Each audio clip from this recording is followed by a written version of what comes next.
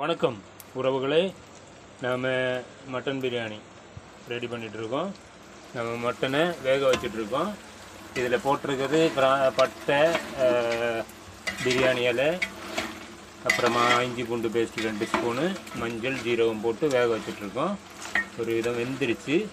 நாம் இனி அடுப்பில் பக்கத்துலேயே மசாலாவும் ரெடி பண்ணிகிட்ருக்கோம். வெங்காயம் போட்டு இஞ்சி பூண்டு பேஸ்ட் 2 ஸ்பூன் போட்டு பட்டை, பிரியாணி இலை எல்லாமே போட்டு வேக வச்சிட்ருக்கோம். அப்புறமா தக்காளி ரெடியாக இருக்குது. உள்ளி வெந்த உடனே நாம் தக்காளி ஆட் பண்ணிடலாம். பிரியாணிக்கு போடுறதுக்கு உள்ளி ஃப்ரை பண்ணி தனியாக ரெடி பண்ணி வச்சுருக்கோம். புதினா மல்லி கட் பண்ணி வச்சுருக்கு, கேப்சிகம் கட் பண்ணி வச்சுருக்கு. இதெல்லாம் நாம் போட்டுக்கிறதுக்கு தான். அப்புறமா அரிசி ஊற வச்சுருக்கு வேக வைக்கிறதுக்காக. ஒரு 5 நிமிஷம் ஊற இருக்கும். ஒரு 1/4 மணி நேரம் ஊற வச்சுட்டு அதை வேக வச்சிடலாம். அப்புறமா மசாலா தேவை எடுத்துக்கலாம். மசாலா எல்லாம் இதில் இருக்குது. உறவுகளை, நம்ம வெங்காயம் வெந்துருச்சு. நாம் பச்சை மிளகா தக்காளி போட்டுக்கலாம். நம்ம ஒரு 3 பெரிய தக்காளியும் 10-15 பச்சை மிளகாவும் போட்டிருக்கோம். அதுவும் வேகட்டும்.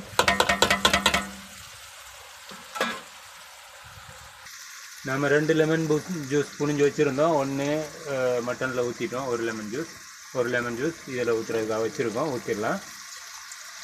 லெமன் ஜூஸ் ஊற்றிட்டோம். அப்புறமா நம்ம கொஞ்சம் மல்லி இலை, புதினா இலை போட்டுக்கலாம்.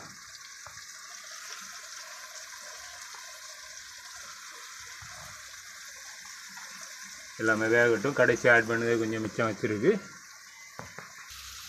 உறவுகளே, நாம் மசாலா சேர்த்துக்கலாம். 2 டீஸ்பூன் மஞ்சள் பொடி சேர்த்துட்டோம்.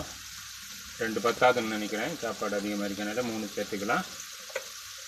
அப்புறமா ஜீரக பொடி சேர்த்துக்கலாம்.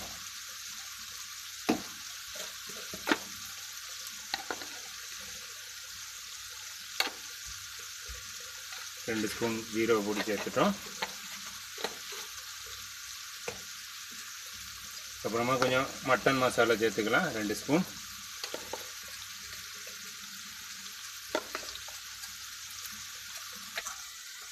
ஒரு ஸ்பூன் மிளகா பொடி சேர்த்துக்கலாம். அப்புறமா 1 ஸ்பூன் மல்லிப்பொடி சேர்த்துக்கலாம்.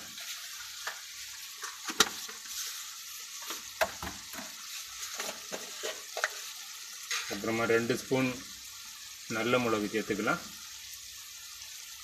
எல்லாத்தையும் சேர்த்து நாம் கிளறி விட்டுடலாம். மசாலா ரெடி போட்டுட்டோம். எல்லாமே மசாலாவை கொஞ்சம் கிளறி பச்சை மணம் தீர்றது வரைக்கும் கொஞ்சம் வேக வைக்கலாம். நம்ம மசாலா பச்சை மணம் போக வெந்துருச்சு. நாம் இப்போ மசாலா மட்டனோட சேர்த்துடலாம். மட்டனோட சேர்ந்து மசாலா வேக வச்சிடலாம். இது கொஞ்சம் மசாலா பிடிக்கிற அளவுக்கு மட்டன் கொஞ்சம் வேகட்டும். அது வரைக்கும் நாம் அரிசி அடுப்பில் வச்சிடலாம். உறவுகளே, நம்மளோட மட்டன் ரெடி ஆகிடுச்சு. அப்புறமா அரிசி வேக வச்சிருக்கு. அரிசி வெந்தோடனே நாம் அரிசியை இதில் போட்டு தம் போட்டு இறக்கி சாப்பிட வேண்டியதுதான். பாக்கி நாம் கடைசி ஆட் பண்ணுறதுக்கு கொஞ்சம் புதினா இலை, கொஞ்சம் கேப்சிகம், அப்புறமா உள்ளி, வெங்காயம் வறுத்து வச்சுருக்கோம். நாம் இதெல்லாம் அரிசி வந்தோடனே ஆட் பண்ணி தம் போட்டுடலாம். அவ்வளோதான் உறவுகளே, நம்மளோட மட்டன் பிரியாணி ரெடி ஆகிடுச்சு. நம்மளோட உறவுகள், சொந்தங்கள் யாராக இருந்தாலும் பக்கத்தில் இருக்கவங்க வாங்க, சந்தோஷமாக ஹாப்பியாக சாப்பிட்டு போகலாம். மட்டன் ரெடி ஆகிடுச்சு. நம்மளோட மட்டனில் பிரியாணியில் ஆட் பண்ணது வெங்காயம் வறுத்தது, அப்புறமா புதினா, மல்லி இலை, கேப்சிகம் எல்லாமே ரெடி பண்ணி வச்சுருக்கு. ரைஸும் வெந்துருச்சு, வேக வச்சுட்டோம். நாம் 3/4 பருவத்துக்கு மேலே வெந்துருச்சு. நாம் இன்னும் தம் போட்டால் முழுசாக வெந்துடும். நாம் தம் போட்டுடலாம் உறவுகளே.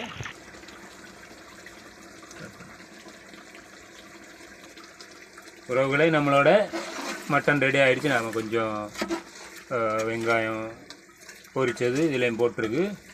கொஞ்சம் அந்த மனம் இதுக்கும் வரட்டுன்னு தான் போட்டிருக்கு. நாம் இதுவும் கொதிச்சிட்ருக்கு.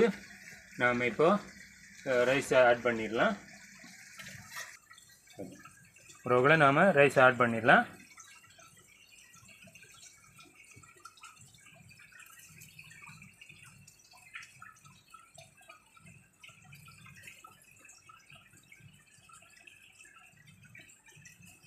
உறவுகளை நாம் மிடில் கொஞ்சம் மல்லி இலை புதினா போட்டுட்டு அப்புறம் வறுத்த பொரிச்ச வெங்காயமும் கொஞ்சம் மிடில் போட்டுக்கலாம்.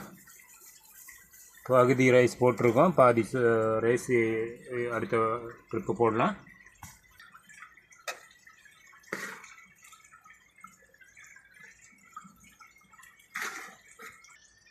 உறவுகளை கடைசியாக எல்லாம் முடிஞ்சு போச்சு. நாம் ஃபுல்லாக போட்டுட்டோம், ரைஸ் ஃபுல்லாக நிரப்பியாச்சு. அப்புறமா வெங்காயம் வறுத்ததும் நம்மளோட புதினா மல்லியும் போட்டோம்.